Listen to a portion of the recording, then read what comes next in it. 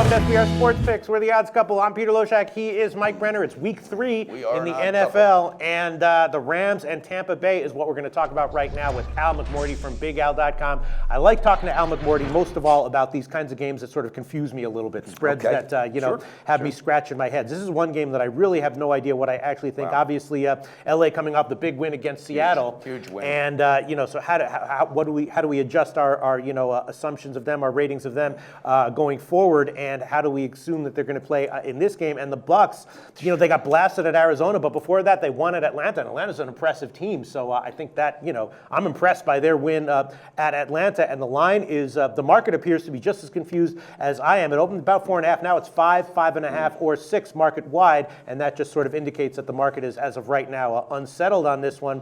I don't know. This is exactly the kind of game, though, where I'm very happy to hear what Al has to say. He sheds a unique light on these kinds of lines. I have no opinion on this. Mike Brenner, before we go to Al McMorty, do you have any opinion on this I'm sure you will have soon, though. I do have an opinion on it, and I'm anxious to hear what Al has to say also. The one good thing when the Rams got that big win in Seattle, Jeff Fisher finally got a night's sleep, that poor guy. And I love the guy. He's just like, he's that guy you want to play for, but it just hasn't worked out. I mean, it just doesn't lead to victories and so forth.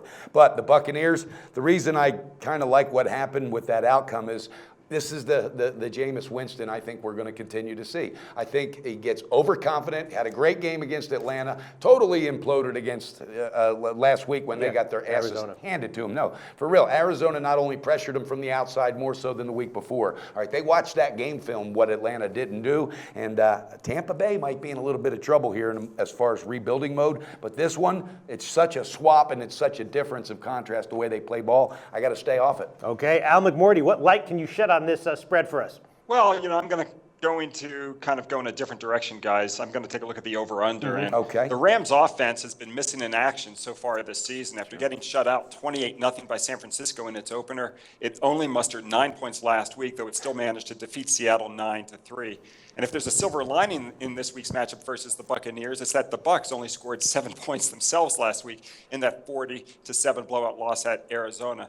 So given that both offenses couldn't score 10 points last week, the knee-jerk reaction might be to play on the under in this contest, but that likely is going to be the wrong move. And that's because going all the way back 36 seasons and matchups between two teams that each failed to score 10 points in their previous game, the over has cashed 70 of 122 times. Even better, if our over-under line is 38 points or higher, and this line is sitting at 42, then our stat improves to 40 and 25. That's 63% against, or 62% against the spread.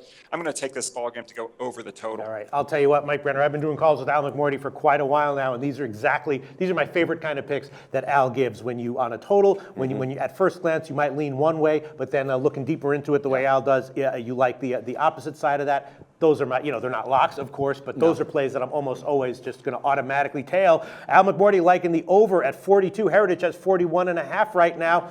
I like that because, you guys both break down totals just, I love the way you do it. There's so much into it. And what Al does is he bets like a bookie there, all right? He's smart. He's not running into the window like the public because of what happened with the inept offenses last week. You take a pattern 36 years deep, and Al did his research on that. Hell, I'm aboard. I like it. I mean, I would have to lean that way. I could see the under being a public play here, even though it's a and low St. total. Louis has to figure some things out. They have to. Yeah.